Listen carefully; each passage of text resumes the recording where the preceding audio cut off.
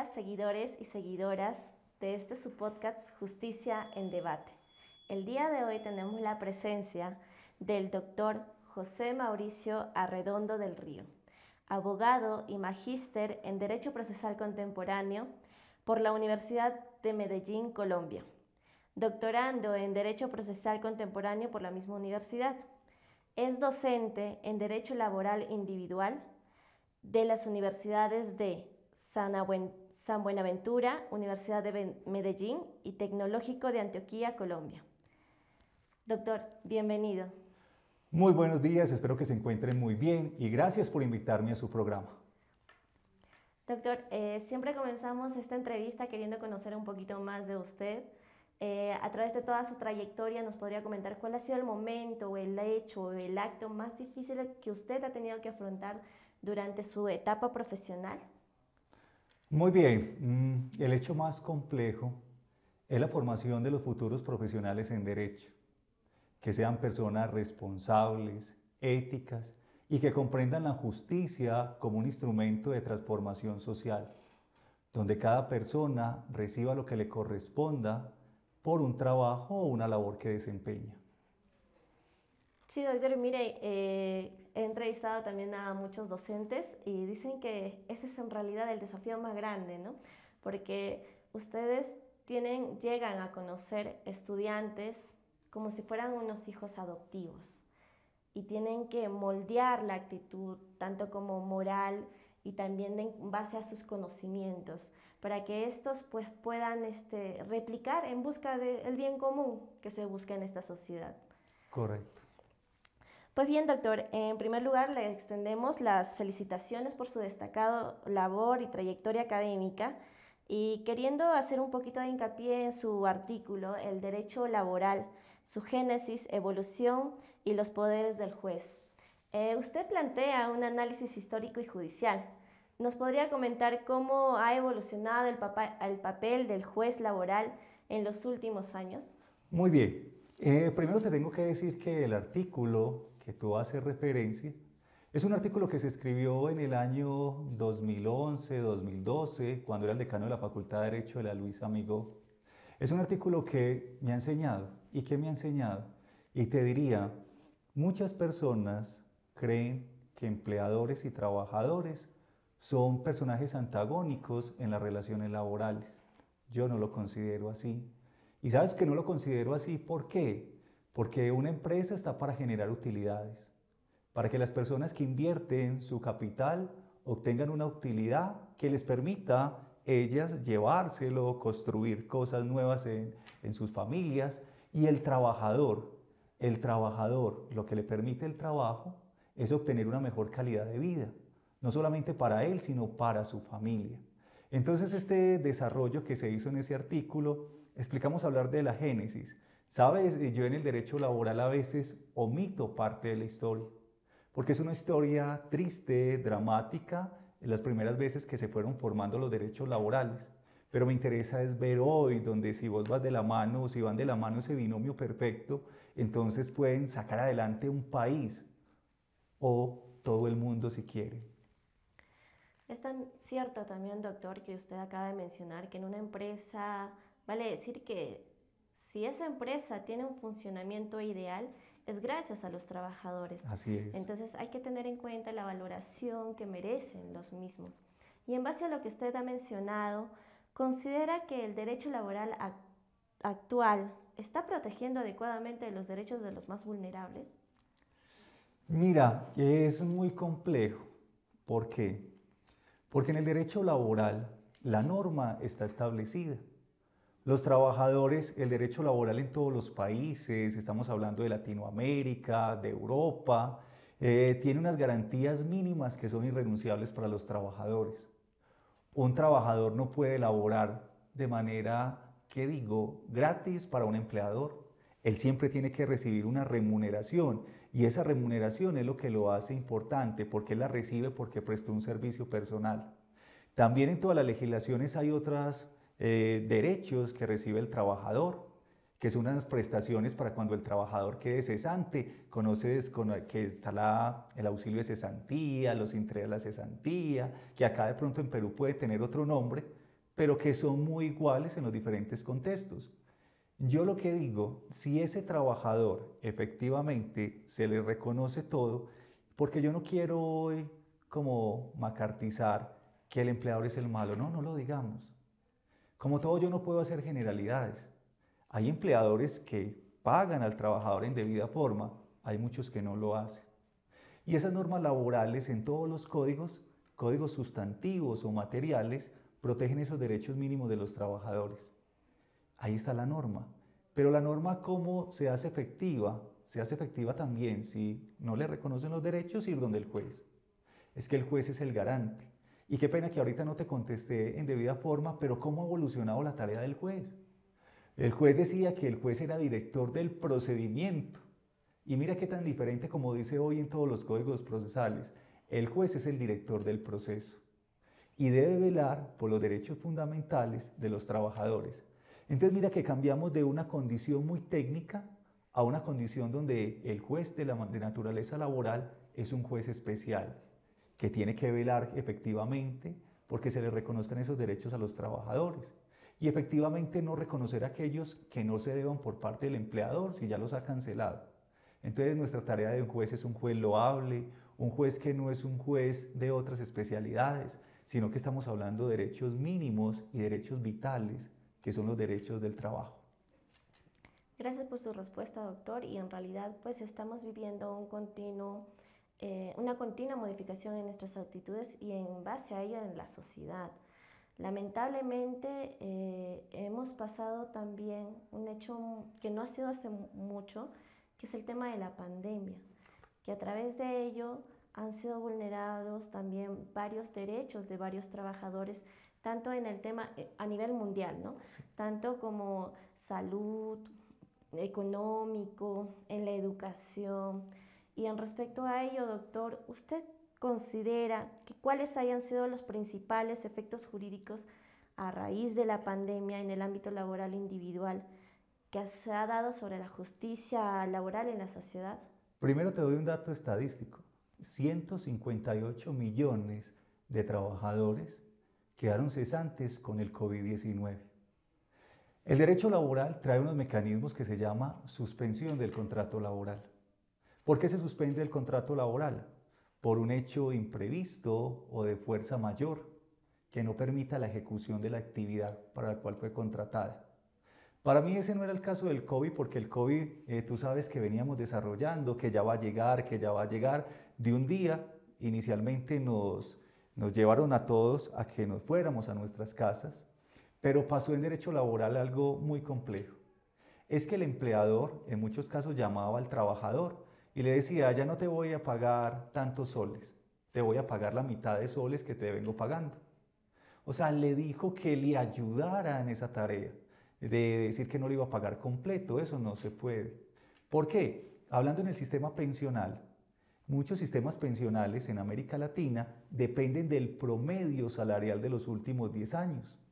Y entonces, si un empleador ya no le paga por todo el salario, sino que le dijo que le iba a pagar la mitad, ¿qué hizo? El sistema pensional le va a decir, ah, mira, dañaste algo que se llama el promedio. Entonces, eso pasó. Muchas personas necesitaban de su salario para vivir y se les afecta otro derecho en materia laboral, que es el derecho al mínimo vital y móvil, lo que tú necesitas para vivir. Ese trabajador que le suspendieron el contrato o que le terminaron el contrato, pero resulta que en su casa tenía a su esposa o cónyuge en embarazo, que fuera de eso vivía con su suegra o vivía con su mamá, fuera de eso que tenía unos niños, él era el único ingreso. Lo que llamamos la carga familiar. Correcto. Exacto. Esa carga familiar estaba al trabajador o la trabajadora y no pudo seguir con él. Entonces la pandemia sí nos dio duro en el campo del derecho laboral. Se cerraron muchos puestos de trabajo, tristemente, mira que te conté, 158 millones de puestos de trabajo que perdió con la pandemia. Y entonces, ¿qué tenemos que buscar? Reactivar, sí, pero es con el compromiso de todos. Es algo así como una pirámide, ¿no? Los obreros que se encuentran en la parte inferior son en realidad el soporte de los que están arriba. Qué rico que lo veas así, eso es cierto. Exacto, doctor. Doctor, ¿considera usted que en el marco normativo laboral se adapta adecuadamente a los nuevos escenarios laborales surgidos a partir de esta emergencia sanitaria? Mira, salieron unas alternativas, los diferentes países latinoamericanos tienen que no es una forma de contrato, sino es una forma de ejecución del contrato. ¿Cierto? Aparecen las alternativas como el teletrabajo, trabajo en casa y otra alternativa que tomaron los países como el trabajo remoto. Me parece complejo en unas situaciones, a veces nos llevamos el trabajo para la casa. Y lo pasó con la pandemia, yo te digo que se pierde como la intimidad familiar.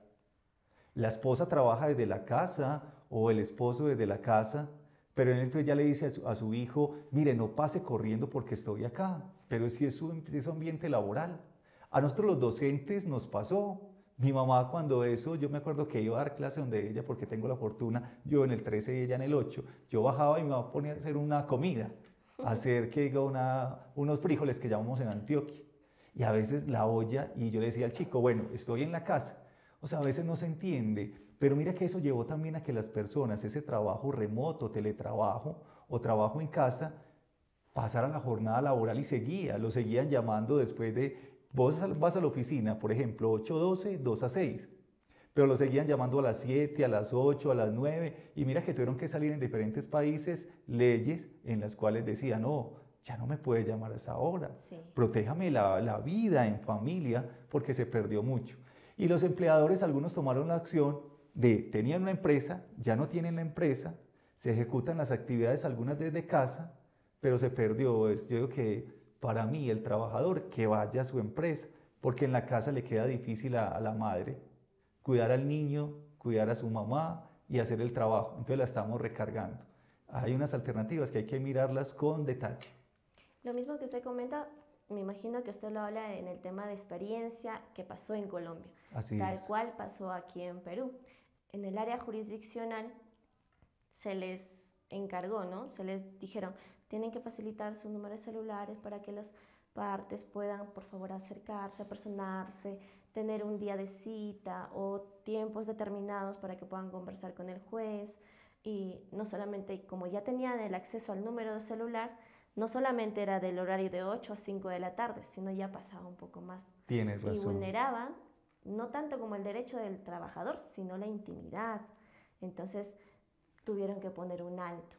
Y al momento, si bien es cierto, de regresar a los labores de manera presencial, también fue un tanto difícil, porque te habías acostumbrado a hacer el trabajo remoto, pero no solamente ya era regresar a tu centro laboral, sino también ver asientos vacíos que acarreó la pandemia, pues se llevó a varios trabajadores lamentablemente en esta No, y corte. yo te cuento algo muy simple, discúlpenme ustedes, pero es como una simple anécdota. A veces las mujeres iban al trabajo en vestido, un vestido formal, elegante, con sus tacones. Hoy te vas a encontrar que los escenarios cambió, no es lo máximo, pero ya todos llegan con el vestido lindo y con los tenis. ¿Cierto? Lo veía esta mañana en una aerolínea que me vine Ya. para acá, para la ciudad. Habían unas chicas que venían pues con su traje muy bonito y unos tacones elegantes.